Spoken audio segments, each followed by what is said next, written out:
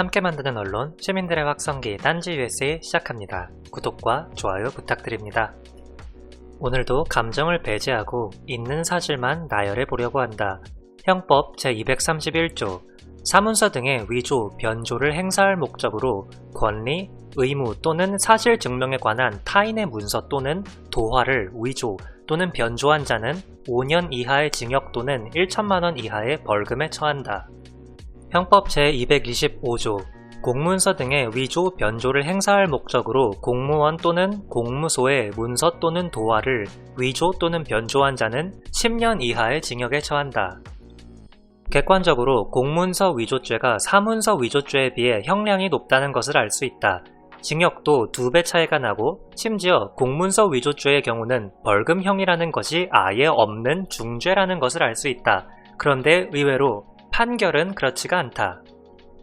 2015년 부산지검에서 근무하던 윤모 검사는 자신에게 배당된 사건의 고소장을 잃어버리자 징계가 두려워 고소인이 이전에 접수한 고소장을 위조해서 1차장 검사의 인장까지 날인한 뒤 부장검사에게 결재를 올렸다. 완벽한 공문서 위조죄에 해당한다. 이 사실은 시민단체에 의해 알려졌지만 검찰에서는 어떤 징계도 하지 않고 사표를 쓰고 나가는 수순에서 정리했다. 윤모 검사의 아버지는 금융지주회사 회장이었다. 임은정 검사는 이 사건 관련해서 김수남 전 검찰총장, 김주현 전 대검차장, 황철규 부산고검장, 조기룡 청주지검 차장 등 4명을 직무유기 혐의로 고발했지만 이 사건은 경찰의 수사 결과 불기소 의견으로 송치가 되었다. 검찰이 불기소 의견으로 송치한 이유는 증거를 확보할 방법이 없었기 때문이다. 압수수색 영장을 요청해도 검찰선에서 기각이 되었다. 이에 앞서 임은정 검사는 해당 검사의 감찰 자료를 검찰에 요구했지만 역시 거부당했다. 원래는 묻혀질 사건이었다. 하지만 임은정 검사가 나서서 고발을 했고 분실된 고소장을 작성한 당사자와 시민단체들이 계속 고소를 했고 또 하필 조국 청문회 국면이 시작되고 검찰이 언론이 터무니없이 동양대 표창장 사건으로 중죄인을 만들어버리자 뜬금없이 지나버린 이 사건이 세간에 알려진 것이다. 윤 검사 입장에서는 매우 억울할 것이다. 검찰은 어쩔 수 없이 윤 검사를 공문서 위조 및 위조 공문서 행사 등의 혐의로 기소했다. 등 떠밀린 기소라 생각한다. 지난 3월 이 재판에 3심 판결까지 나왔는데 징역 6개월에 선고유예 판결이 내려졌다. 선고유예란 죄질이 가벼운 사건에 대해 재판부가 피고인에 대한 형 집행을 미루는 것이다.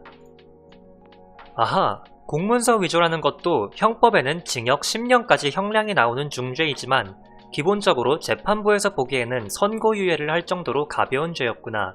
이제 알았네. 상식을 넓혀졌네. 또 하나의 공문서 위조 사건을 소개한다. 이건 좀 웃기는 사건이다. 광주 모 대학 학생 박모 씨는 청와대를 사칭해서 전국 17개의 시도교육청 교육감과 교육부 장관에게 공문을 보냈다. 미세먼지가 심하니 단축 수업을 하라는 내용이었다. 범행의 이유는 자신이 다니던 학교에 미세먼지가 심해 단축 수업을 요청했음에도 거절당하자 해당 공문서를 만들어서 학교 우체국에서 발송한 것이다. 범죄인의 치밀함이 부족한 것은 분명해도 범죄는 범죄다. 1심에서 재판부는 해당 공문이 형식을 제대로 갖추지 못하고 내용이 허술하다는 이유로 무죄를 선고했다. 법이 이렇게 말랑말랑하다니. 더구나 해당 범행을 저지른 박모 씨는 과거에 위계공무집행 방해죄로 2번의 실형 전과가 있었다.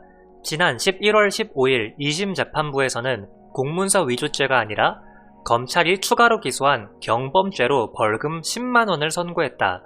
여전히 공문서 위조죄가 아니라는 것이 법원의 입장이었다. 사법부가 공문서 위조 관련해서는 꽤 관대하다는 사실을 상기 2사건을 통해 알았다. 그러면 이번에는 사문서로 넘어가 보자. 윤석열의 장모 최은수는 부동산 경매에 참여하면서 거짓으로 총 349억 원의 은행잔고 증명서를 만들고 이를 활용한 혐의, 사문서 위조, 위조 사문서 행사, 부동산 실명법 위반으로 불구속 기소를 당했으며 현재 재판 중이다. 사실은 이것도 검찰 내에서는 내내 뭉개고 있다가 앞에 윤 검사와 비슷한 케이스로 어쩔 수 없이 등 떠밀려 기소한 성격이 강하다. 사문서를 위조했다는 것은 이미 재판에서 진술을 했기에 진술을 번복하면 위증으로 감옥에 갈 상황이라 현재 최은수는 재판 과정에서 위조까지는 인정하고 행사할 목적은 없었다는 쪽으로 집중하고 있다. 이를테면 자신은 동업자 안 씨에게 속았다는 컨셉인데 또 다른 동업자는 직접 최은순과 전화통화까지 하고 돈을 빌려주었다는 민사소송까지 제기한 터이라 게다가 행사할 목적이 아닌데 위조할 다른 이유가 마땅치 않은지라 바보 삼룡이 흉내가 통할지는 잘 모르겠다. 어쨌든 중요한 것은 이미 2015년 재판에서 사문서를 위조했다는 것을 법정 증언했는데 2020년 4월에 기소가 된 상황이 이 사건의 현재까지의 본질이라고 할 수 있다. 검사 윤서방을 사위로 둔 장모 탓이라고 보기에는 검찰의 법의 적용이 너무 말랑말랑하지 않은가. 정경심 교수는 동양대 표창장 위조 관련한 내용으로 사문서 위조, 위조 사문서 행사, 위계 공무집행방해, 업무방해 등의 혐의로 기소가 되었고 34회에 걸친 공판을 거쳐 징역 7년형을 구형받았다. 서울대 공익인권법센터, KIST 등 인턴 증명서로는 공문서 위조와 행사의 기소 내용이 들어갔고 역시 업무방해가 들어갔다.